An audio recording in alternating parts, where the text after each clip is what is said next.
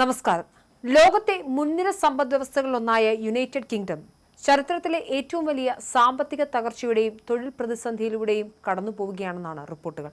ഒരു വശത്ത് ഉയർന്ന യോഗ്യതയുള്ളവർ പോലും തൊഴിലിനായി അലയുമ്പോൾ, മറുവശത്ത് പശ്ചിമേഷ്യയിലെ യുദ്ധ പ്രതിസന്ധികൾ രാജ്യത്തെ കടുത്ത ഊർജ്ജ പ്രതിസന്ധിയിലേക്കും പട്ടിണിയിലേക്കും തള്ളിവിടും. 50 വയസ്സേറിയ ടിനയുടെ കഥയാണ് പറയാനുള്ളത്. ബ്രിട്ടനിലെ നിലവിലെ തൊഴിൽ വിപണിയുടെ നേർചിത്രമാണിത്.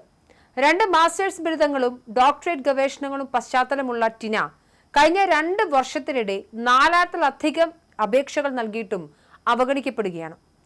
അനുഭവസമ്പന്നരായ ഉദ്യോഗാർത്ഥികളെക്കാൾ കുറഞ്ഞ ശമ്പളത്തിന് യുവാക്കളെ നിയമിക്കാനുള്ള കമ്പനികളുടെ പ്രവണത മുതിർന്നയാളുകൾക്ക് തിരിച്ചടിയാവുന്നു.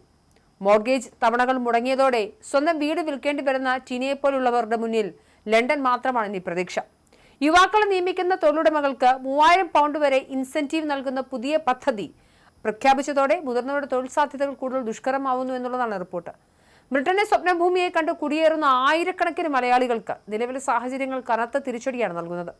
പതിറ്റാണ്ടുകളായി സുരക്ഷിതമായ തൊഴിലിടമെന്ന് കരുതിയിരുന്ന യുണൈറ്റഡ് കിങ്ഡം ഇന്ന് ചരിത്രത്തിൽ തന്നെ ഏറ്റവും വലിയ സാമ്പത്തിക പ്രതിസന്ധിയിലൂടെ കടന്നു പോകുന്നുണ്ട്. ഉയർന്ന വിദ്യാഭ്യാസ യോഗ്യതയും വർഷങ്ങളുടെ പ്രവൃത്തി പരിചയമുള്ള തദ്ദേശീയർക്ക് പോലും ജോലി കണ്ടെത്താൻ കഴിയാത്ത സാഹചര്യം നിലനിൽക്കുമ്പോൾ പുതിയതായി എത്തുന്ന മലയാളി കുടിയേറ്റക്കാർക്ക് വിപണിയിൽ പിടിച്ചു നിൽക്കുക എന്നത് ഏറെ വെല്ലുവിളി നിറഞ്ഞതാണ്.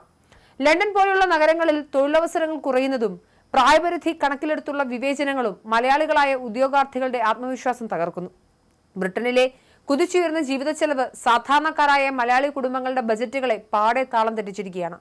റഷ്യ-യുക്രൈൻ യുദ്ധത്തിന് പിന്നാലെ പശ്ചിമേഷ്യയിൽ രൂപപ്പെട്ട സംഘർഷങ്ങൾ കൂടിയായതോടെ ഊർജ്ജ പ്രതിസന്ധി രൂക്ഷമായി. വികസിത രാജ്യങ്ങളിൽ വെച്ച് ഏറ്റവും ഉയർന്ന വൈദ്യുതി നിരക്കാണ് ഇപ്പോൾ ബ്രിട്ടനിൽ ഈടാക്കുന്നത്.